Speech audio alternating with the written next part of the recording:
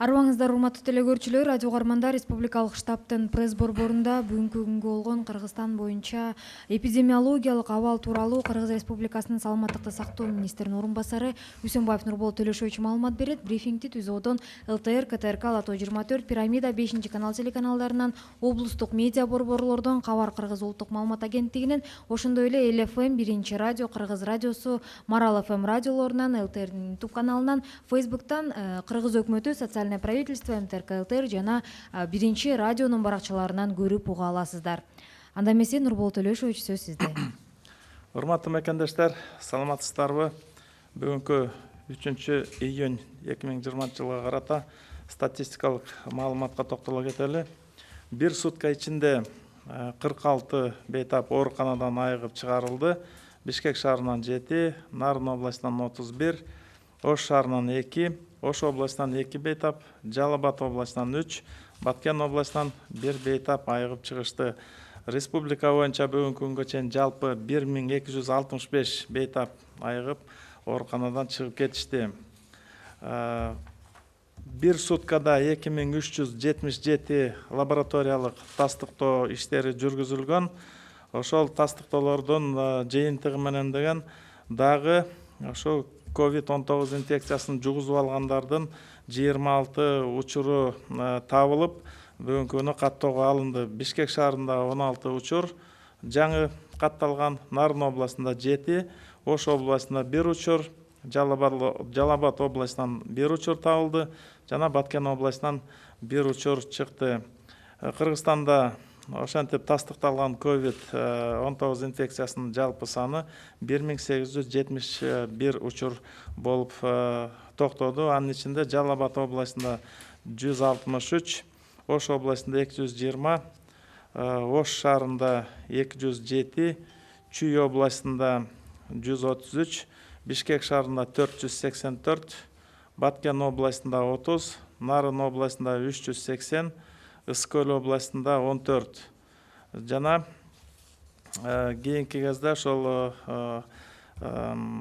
четтен келип аткан биздин мекендештердин арасында дагы баягы COVID-19 инфекциясын жугузуп алган учурлары бар экенин сиздер билесиздер.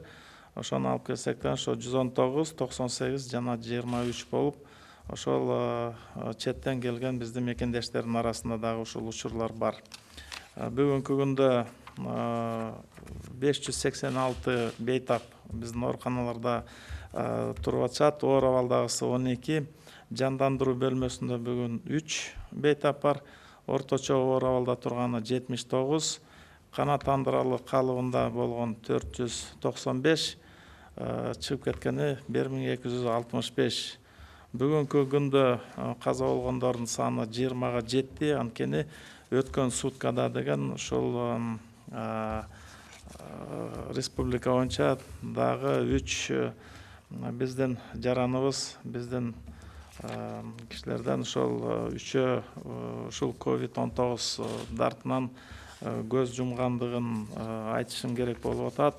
Бүгүнкү күндө ошол Ош областынан 1961 жылы туулган биздин коллегабыз, врач-фтизиатр ушул дартка кабылып, мына бүгүнкү күндө ошо биз жоготууга туш болдук. Бул биздин коллегабыз ушул апрель айынан бери ошол пневмония болгон ооруларды кабыл алып, дарылоо жүргүзүп келген. Мына акырында ошол жугузуп алып, оор түрүндөгү кеткен COVID-19 катталып, аябай крайне тяжелый течение болуп, ошол больницадан реанимация мероприятиялары жүргүзүлгөнүнө карабастан мына өтүп кетти. Двухсторонний пневмония болду. Острый дыхательная недостаточность деп осложнение болуп атат. Сахарный диабети да бар экен, коронарный болезнь сердца и жана давлениясы өтө бийик турган экен. Бүгүнкү күнү ушинтип полиорганный недостаточность деп мына кечинде ошол өтүп кетти. Экинчиси дагы бир биздин жараныбыз Ош областынан, Кара Суу районунан келип 1965 жылкы оорулуу болгон. 27 майдан бери ооруканада болгон. 2000 июнда деген ушу кечинде полиорганный недостаточность деп бул оорулубуз дагы кайтыш болду. Анткени бул дагы двухсторонний пневмония болуп, жүрөгүнө да операция жасаткан экен, стенд койдуруп 19-жылы былтыр. Анан ошол оорулар дагы себеп болуп, бул коронавирусту көтөрө албайм бүт болгон мүмкүнчүлүктөрдүн баарын ошол жерге жумшалып аткан. Реанимация иштери да болду эле. Ошолго карабастан мына бул оорулууну дагы биз жоготуп алдык.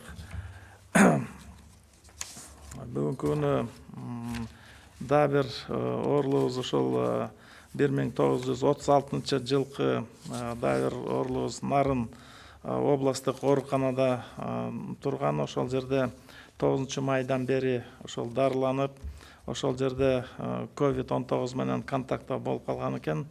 Бул дагы ошол 25-нен ал акыбалы начарлап, ошо интенсивдүү жанагындай терапияда кармалып келген.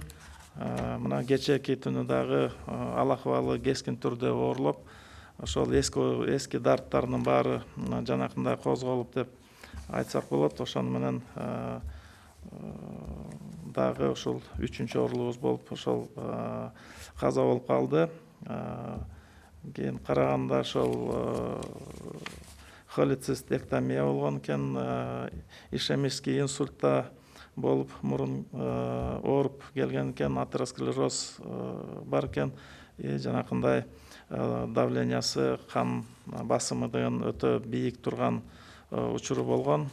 Анан ошол COVID-19 кесепетинен жана эски дарттардын баары ошо кабылдап, осложнение берип, мына ушундай болуп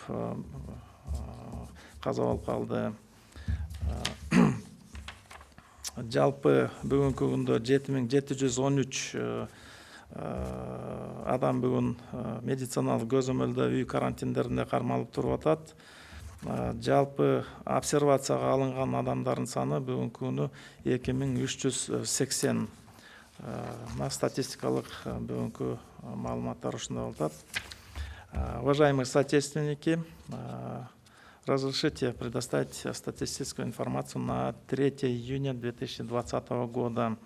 За последние сутки из стационара выписано 46 пациентов с подтвержденным ранее диагнозом COVID-19. Из них в городе Бишкек 7, в Нарынской области 31, в городе Ош 2, в Волжской области 2, в Джалабадской области 3 пациента выписаны с выздоровлением. Выздоровевших всего за все время на сегодня 1265 пациентов. На 3 июня таким образом по республике зарегистрировано 26 новых подтвержденных случаев. В результате лабораторных исследований, число которых за прошедшие сутки было 2377 исследований, в результате которых выявлены эти 26 новых подтвержденных случаев заражения. В Бишкеке 16, в Нарынской области 7 случаев, в Волжской области 1 случай, в Джалабадской области 1, в Баткенской области 1 случай. Из всех 26 случаев завозные случаи — это 15 случаев, 58% из всех выявленных за последние сутки. И с подтвержденными контактами это 7 человек из числа тех, кто был под наблюдением и которые были взяты в круг контактных и были подвержены лабораторным исследованиям. 27%. Источник не установлен в 4 случаях.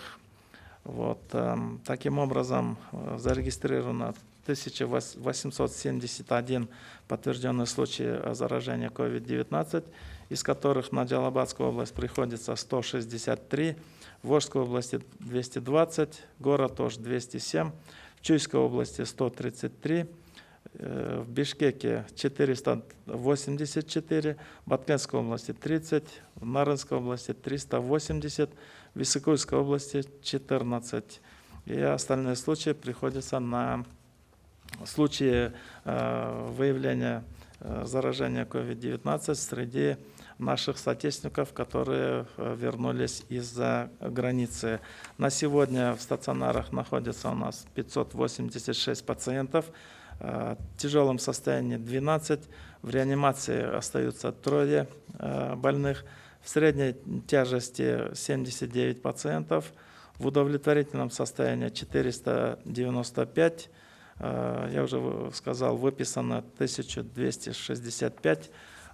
И сегодня с глубоким сожалением констатирую, что у нас еще 3 случая умерших за последние сутки.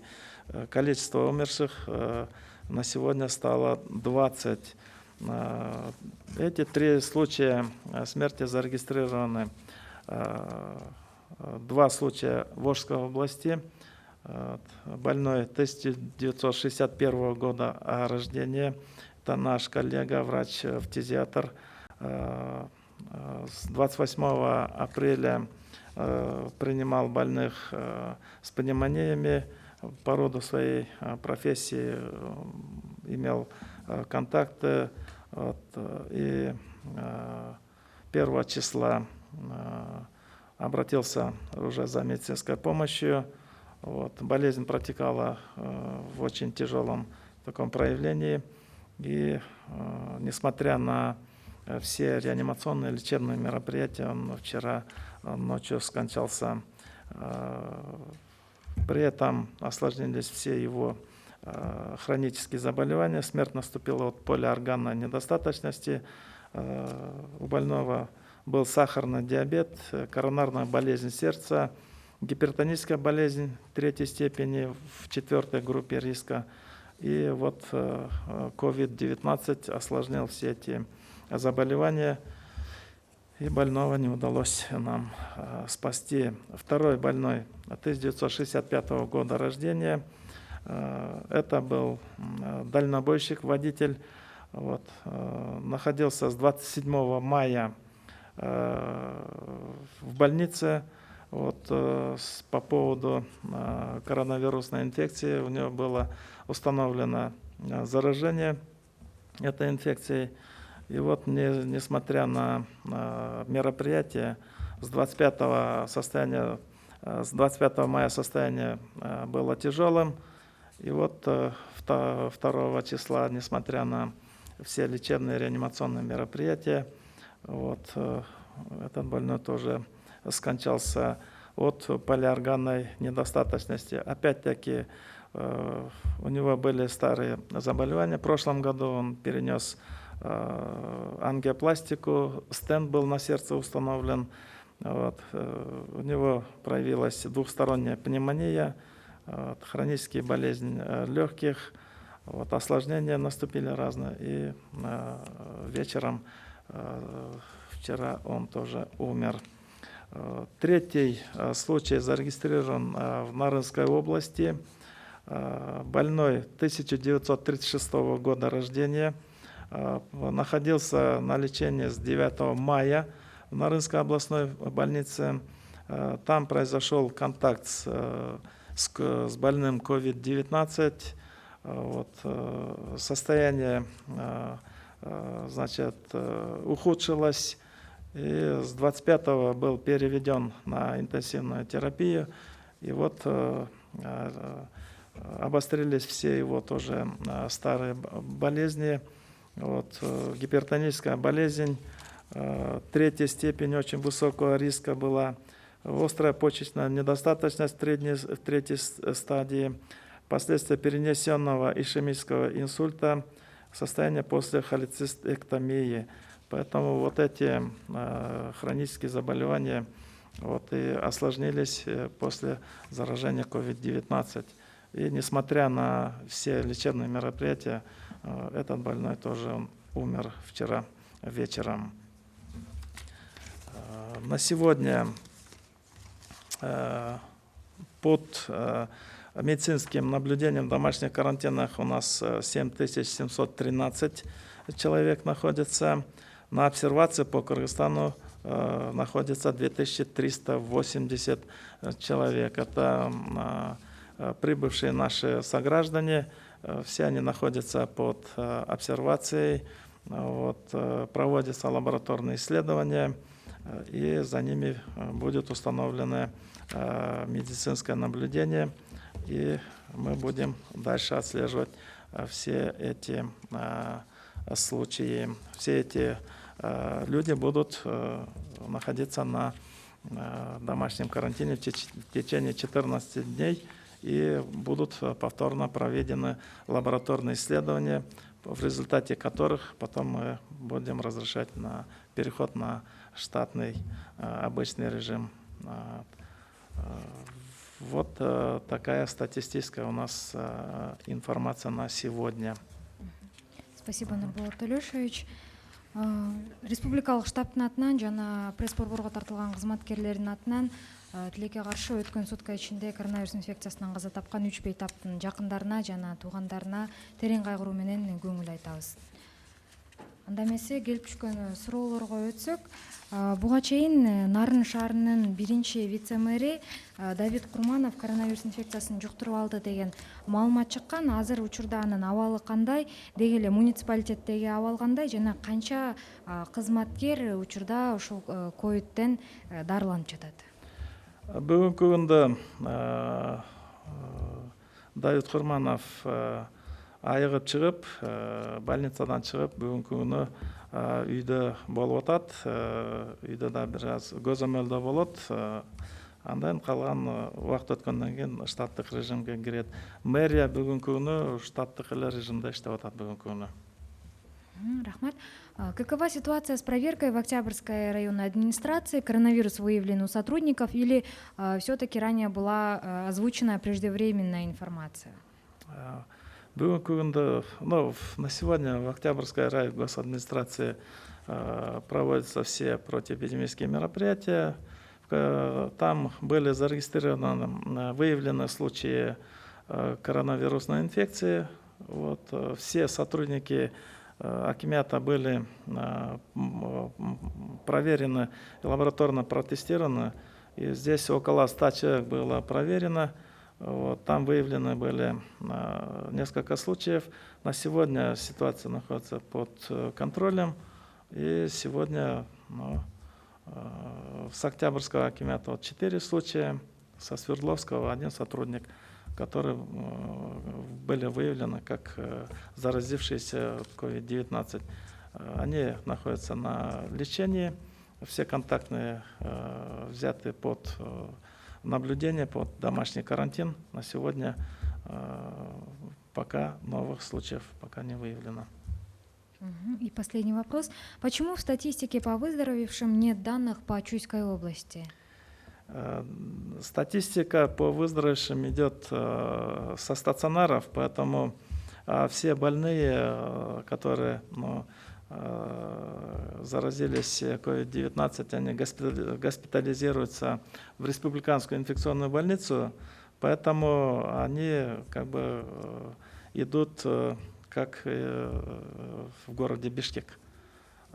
Все больные, которые выявляются в Чуйской области, они госпитализируются у нас здесь в Бишкеке, поэтому они идут как за городом Бишкек. Спасибо, Нурболот Төлешович. Уважаемые телезрители, радиослушатели. Здесь можно я еще один вариант хотел, конечно. Здесь тему в фокусе. Очень много вопросов идет касательно ускорения исследований для разработки вакцин против COVID-19. Поэтому Всемирная организация здравоохранения сделала на сегодня предоставила такую тему в фокусе. Я хотел бы немножко на ней остановиться, чтобы немножко прояснить, что делается в этой части.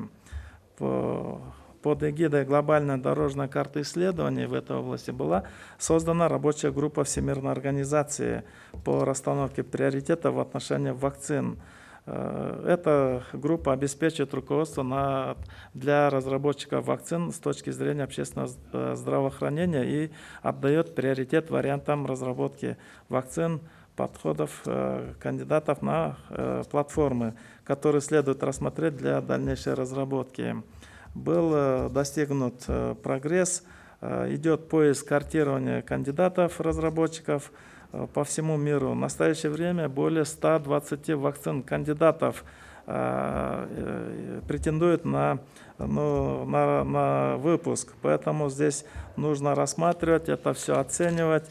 Поэтому идет большая работа. Идет разработка конкретных критериев, которые исследователи по вакцинам, разработчики, производители могут использовать для своих работ.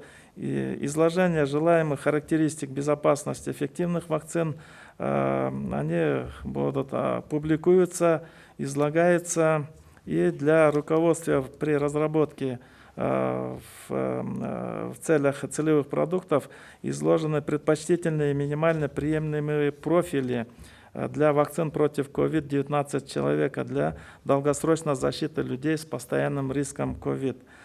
Это для медицинских работников и для скорейшего использования в условиях возникновения вспышек с быстрой выработкой иммунитета.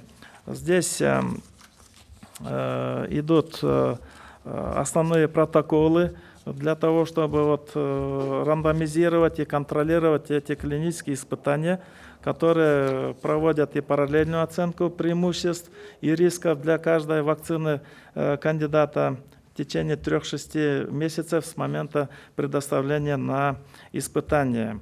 Опубликованы призывы к участию в исследованиях на животных для оценки вакцин в 17 лабораториях в 8 странах, где имеются для этого условия. Созданы экспертные группы, специализирующиеся на вирусах, на реагентах и иммунных анализах.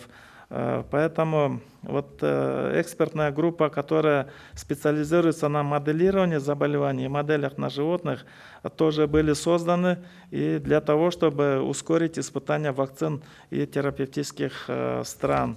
ВОЗ предоставляет и модельный форум для обмена информацией и предотвращения ненужного повторения усилий. Координация рабочей группы по исследованию проблем человека, в задачу которой входит рассмотрение выполнимости, полезности, реалистичных сроков и примерных затрат для создания тщательно контролируемой экспериментальной модели заражения и у взрослых добровольцев. То есть уже сегодня вопрос стоит о привлечении добровольцев для испытания вакцин. Поэтому очень много информации сегодня идет о разработке вакцин. Соответственно, я хотел бы заострить ваше внимание, что эта работа проводится под очень тщательным контролем, и в открытых форумах это обсуждается.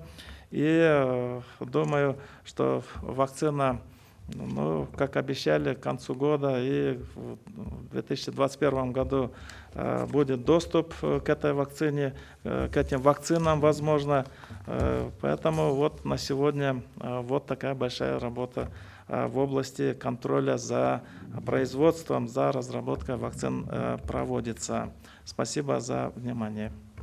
Спасибо, Нурболат Илюшевич. Уважаемые телезрители, радиослушатели, на этом мы завершаем брифинг в пресс-центре Республиканского штаба. О текущей эпидемиологической ситуации по Кыргызстану вас проинформировал заместитель министра здравоохранения Кыргызской Республики Усенбаев Нурболат Илюшевич. Прямой эфир брифинга вы могли посмотреть и услышать на телеканалах ЛТР, КТРК, Лото-24, Пирамида, 5 канал, через областные медиа-центры, Кыргызское национальное информационное агентство Кабар, а также на радиостанциях ЛФМ, Биринчи радио, Кыргыз радиосу, Марал ФМ и в Фейсбуке на страницах Кыргыз Өкмөтү, социальное правительство, МТРК ЛТР и Биринчи радио. Спасибо за внимание.